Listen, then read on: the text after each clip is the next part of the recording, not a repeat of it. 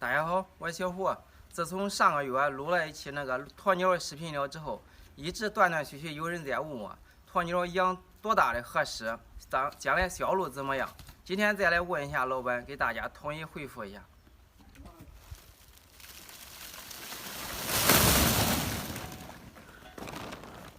你的鸵鸟现在也开始喂包谷了。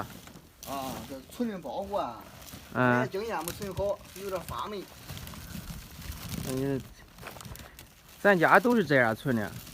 哎呀，这样存的，人家晒过了，2天没下雨，我也没有晒。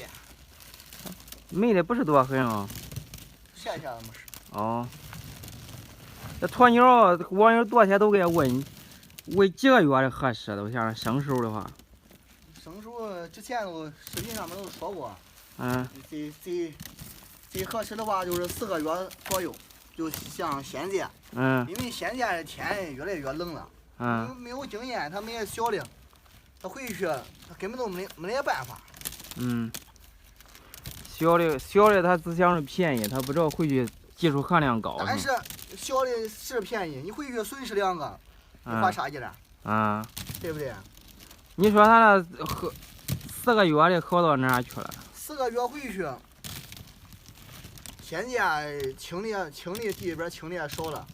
回去就能吃粗饲料，就像那些玉米秸秆啊、花生秧啊之类的，这都没有事儿。但是如果说它太小，一遇寒，它就没有办法。是不是啊？你像天越来越冷了，人天冷人都不想动，别说鸟了。再跟你说，买大的回去不操这方面的心。而且的，咋说呢？到过年时候还有3个月，基本上都是7个月左右。基本上都能御寒了。都能御寒了。对。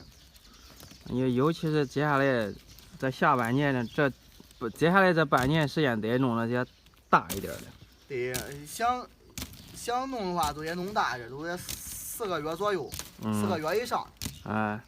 弄回去能保证它存活。对，放心呢。那是放心养，保证它成活。如果你太小，你没有经验，你回去的话，细节做不到位儿。那就容易损失。你损失2个苗子，对不对？你也不如买大的。4个月有多重啊？4个月都40斤左右。4个月40斤左右。对，40-50斤，大的话都50多斤了。那你说高低都贴羊要高点吧？那高啊，那基本上都1米了。1米了。对。哦，那个子都大了。带肚基本上1米了。俩月有多点？2月就20多斤吧。20多斤。那都没多点儿。但是有大，有的就是跟人一样，有个大有个小的，那都不一样。有些长得快，有些长得慢。有些长得快，有些长得慢。这销路咋样啊？销路都是自产自销，现在我都是自产自销。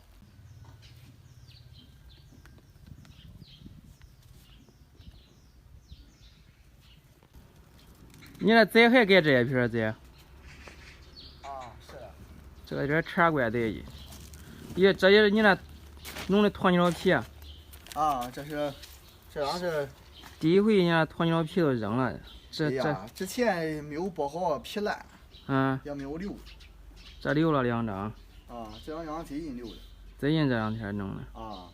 这是前2天。前2天宰的。星期5。宰的。中国都圆圈人都给分光了啊！哎呀，圆圈都不够分，基本上一周宰一个。现在人吃啥也吃的刁啊，开始吃鸵鸟肉。